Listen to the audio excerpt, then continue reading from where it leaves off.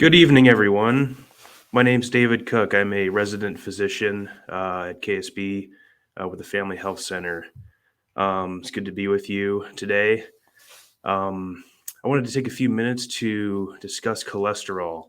It can be kind of a confusing topic. There's a lot of terminology to go through. So we'll talk about the good, bad, and ugly aspects of cholesterol. So first, I'd like to talk about what exactly is cholesterol. So it's a substance, a molecule that's made in your body, as well as obtained from food sources like meat, eggs, and dairy products. It's a very important building block. It's used by our bodies to make different things, parts of our cells, as well as various hormones that we need to make daily for normal functioning. It also helps us to absorb nutrients from the food that we eat. Definitely safe to say that we can't live without it.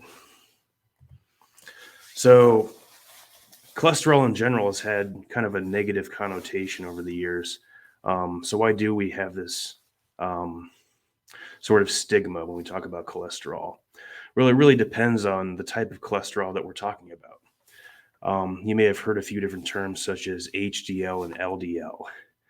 And we'll talk a little bit more about that. But those are two different kinds of cholesterol that your doctor may tell you about.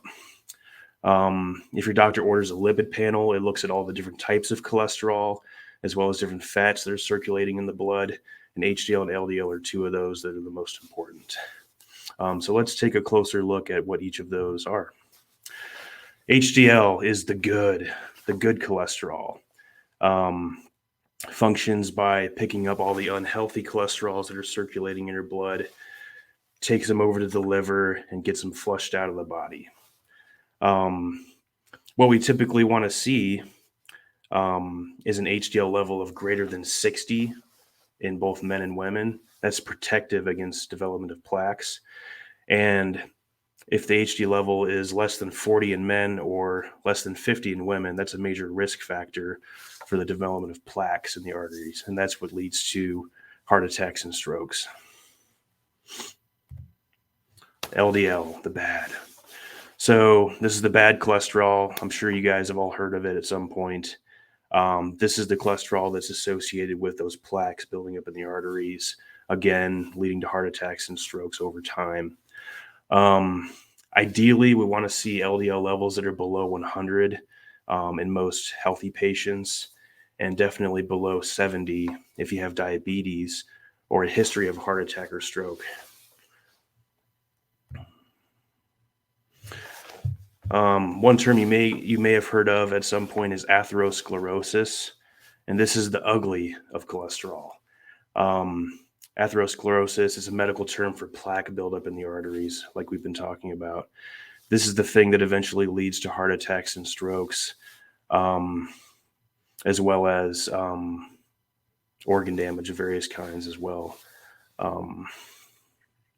So along with smoking, diabetes, high blood pressure, LDL levels that are too high or HDL levels are too low can lead to this atherosclerosis. Here's just a simple image of what happens when this plaque can build up over time. It can narrow the arteries to the point where you get ischemia, which means not enough blood flow to the organs. And this is how heart attacks and strokes happen. So this is what we're trying to avoid with controlling our LDL levels.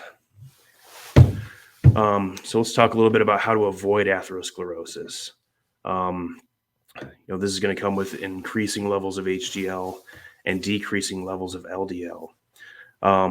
Primarily, this is done through following a heart-healthy diet, eating more fresh fruits and vegetables, lots of whole grains, lean meats, low-fat dairy products, and eating food with healthy fats, such as nuts and olive oil.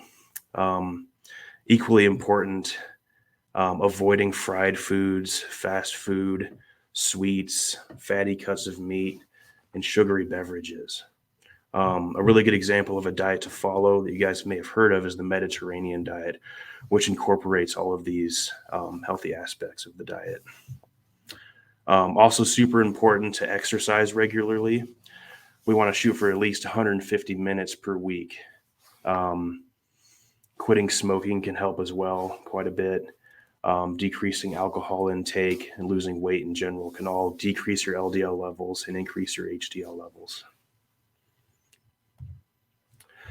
So what if that's not enough to get your cholesterol levels to where they need to be?